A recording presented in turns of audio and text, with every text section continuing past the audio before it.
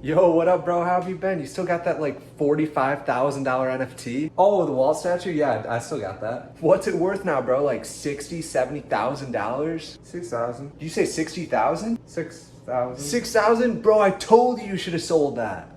Disclaimer, we are not professionals. We are not financial advisors. This is not financial advice. Do your own due diligence and enjoy the video.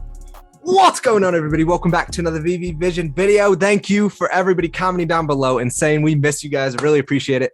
And actually, if this video hits 400 likes, I'm going to donate a golden moment to a random commenter. So 48 hours. You have 48 hours. If it hits 400 likes, sending out a golden moment. I know that's nothing crazy. It's not going to be the best golden moment or anything, but I'm not a millionaire. I'm sorry, guys. It's the best I can do.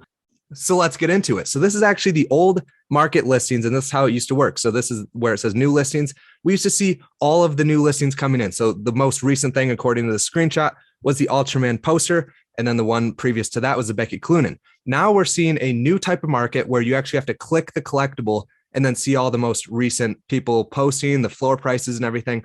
But why would VEVE do this? Because I mean, obviously this is a better technique to put the new listings and then we can click and snipe good mint numbers. We can also see older collectibles that, hey, maybe I wasn't looking at that collectible and maybe it gets catching my eye at that price. Maybe I'll pick that up. So why would they move from a market that is working very well to a market they switch to something that doesn't really work very well? It doesn't get people hyped about the collectibles, doesn't get people buying the old ones. Why would they ever do that? Well, maybe if we look over here, the Master Collectors Program has a premium market listing. So this is bringing back this old type of market. If I were to be a guessing man, that's what I would be guessing. As you guys can see right here, we can see premium listings will be featured on the market landing screen as well as when viewing specific collectibles.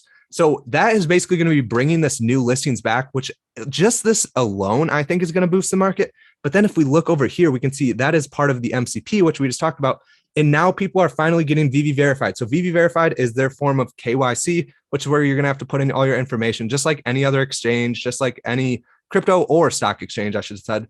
But I mean, it was basically known that KYC was going to come at some point. I honestly don't really care. I think that's honestly better for the market. So we have actual people going for the drops instead of bots, because bots actually aren't going to be able to go for the drops anymore if they're not KYC'd. So this is good. In my opinion, we can see you have to be KYC'd to go for drops, market, cash out, transfers, promo, and MCP. I'm super excited for transfers to come back, because getting more people into the app just by saying like, hey, I'll send you this $2 comic. You can claim it. Like I'll just send it over. You can claim it. And then you can go maybe look at other stuff in the market, or you could read the comic, do whatever you want to do. I think just like giving people something will give them a little bit more incentive to get in the app, maybe download it, do whatever they need to do with that. But also with this Master Collectors Program, we can see up here, accessories. So within the store, various accessories will be made available for purchase using points.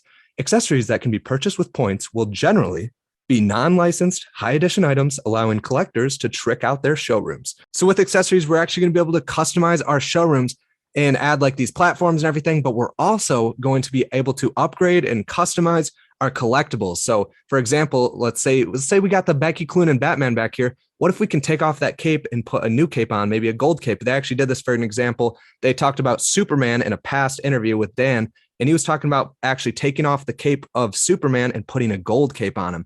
And just different customizations like that. That's going to be super cool to customize your NFTs, make them stand out a little bit more, and maybe add a little bit more of a rarity. Maybe only 100 people can have the gold cape Superman, but 8,888 can have the original. So having that gold cape would add even more value to the collectible. We'll have to wait and see how the MCP actually plays out, but I definitely think that is going to help pump up some collectibles once we can actually customize them.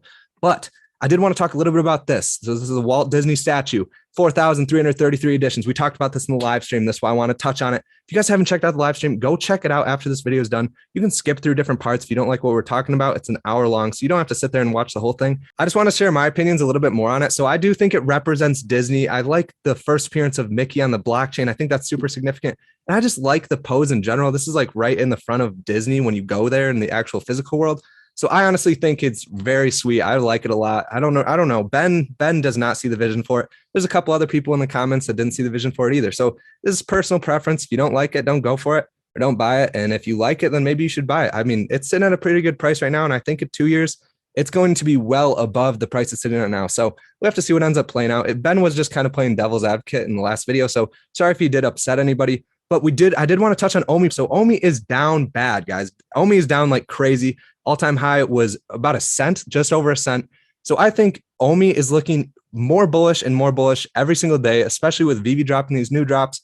Everything's still selling out pretty much for the most part. I think this is basically just a way of investing in the company. You're going to be able to stake your Omi once it's available. Omi staking is available. You're going to be able to buy NFTs with it. I think the future for Omi is looking very bright. If you guys are considering picking some Omi up, I would consider doing it at this price. I mean, it could drop a little bit more. I'd say hold it for the long term, whatever you're thinking about doing. Probably plan on cashing out in a couple years, 3-4 years down the line. I do think this is going to be a very, very good long-term crypto if you guys are interested into investing in any crypto, because it does run behind the VEVE app, and the burn system is absolutely bonkers, guys. It's really good. Bitcoin versus Avocado. So we can see right here, Avocados have actually outperformed Bitcoin since around January this year. So since 2022 started, Avocados have been outperforming Bitcoin. And that is the same with gas prices and any other type of food. All food and gas prices are going up because of inflation. We're getting a bunch of money pumped into the currency. Where is this money going to go? I think this money is going to end up trickling back into stocks, crypto, and NFTs. Because, I mean, if all this money is getting printed, where is it going to go? You want to put your money in assets that's actually going to increase in value. I think NFTs is where it's going to go. So that's one of the final points I wanted to make. And lastly, I wanted to touch on this. So this is the most recent community update video. So let's see what David Yu is teasing us this month. And we can see right here, Ultraman looks like a big one. We can see the Ultraman poster in the back, which we do have on VEVE. We can see the statue right here of Ultraman. And I think down here, I could be wrong on this. Correct me if I'm wrong in the comments. I think that is a little Ultraman down there as well.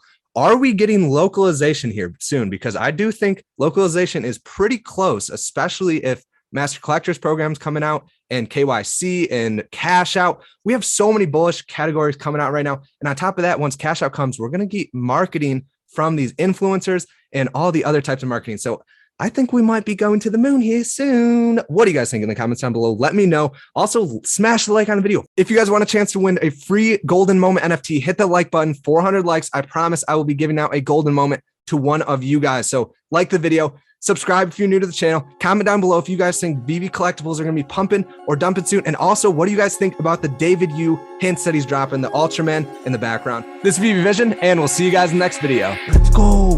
Omi homies, let's go. Let's go.